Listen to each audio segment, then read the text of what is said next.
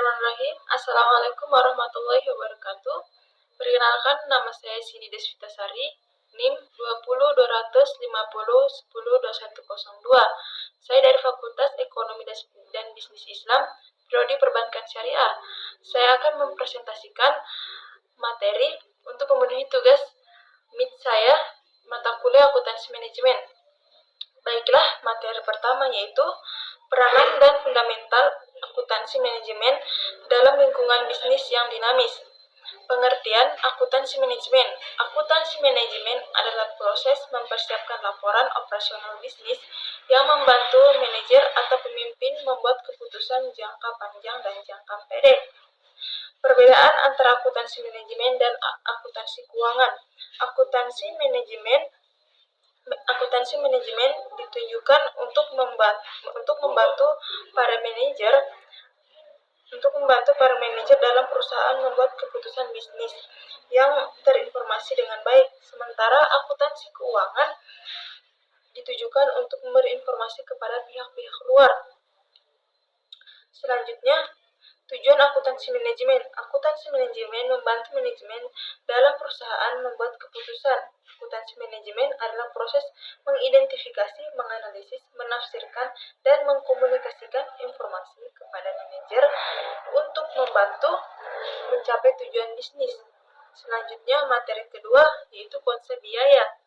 Konsep biaya adalah konsep akuntansi yang melaporkan kalau seluruh perolehan item semacam peninggalan ataupun hal-hal yang dibutuhkan untuk pengeluaran wajib dicatat serta ditaruh dalam pembukuan sebesar biaya perolehan.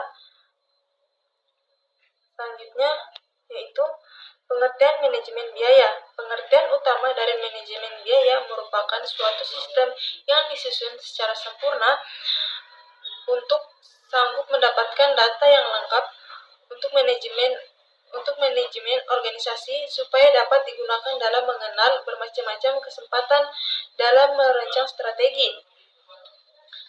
Selanjutnya, materi ketiga yaitu cost, volume, profit, analisis, dan perencanaan, laba, profit planning. Pertama, analisis biaya volume laba dalam kurung CVP adalah suatu metode untuk menganalisis bagaimana berbagai keputusan operasional dan pemasaran akan memengaruhi laba.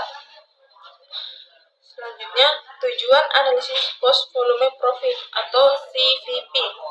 Tujuan cost volume profit adalah untuk menentukan volume penjualan dan bauran produk yang diperlukan untuk diproduksi sebagaimana awal variabel yang tidak diketahui hanyalah volume penjualan saja. Sekarang materi keempat yaitu perencanaan laba multi produk entity. Perencanaan merupakan langkah awal dalam menjalankan suatu usaha sebelum menentukan dalam pengambilan keputusan. Baik buruknya atau berhasilnya tindakan keputusan dalam usaha tergantung dari matanya perencanaan tersebut. Selanjutnya yaitu materi kelima, analisis perilaku biaya. Pengertian analisis perilaku biaya.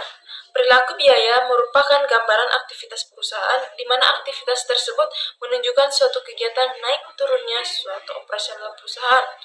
Sehingga ketika biaya yang dikeluarkan terlalu banyak daripada aktivitas tersebut. Baik, terakhir yaitu materi ke-6, analisis pengambilan keputusan jangka pendek, marketing expense. Pengertian pengambilan keputusan. Keputusan adalah manifestasi sikap dalam merespon kenyataan yang terjadi. Respon itu menghasilkan keputusan negatif dan positif. Jika ingin keputusan baik, maka terlebih dahulu memiliki sikap baik karena sikap kognitivitas jiwa yang terdalam. Keputusan yang diambil dengan cara pengambilan keputusan yang baik tentunya akan menghasilkan keputusan yang bermutu. Begitu juga sebaliknya. Dan ada 6 langkah pengambilan keputusan teknis menurut Hansen dan Mowen adalah sebagai berikut. Yang pertama, definisi masalah. Yang kedua, identitas beberapa alternatif.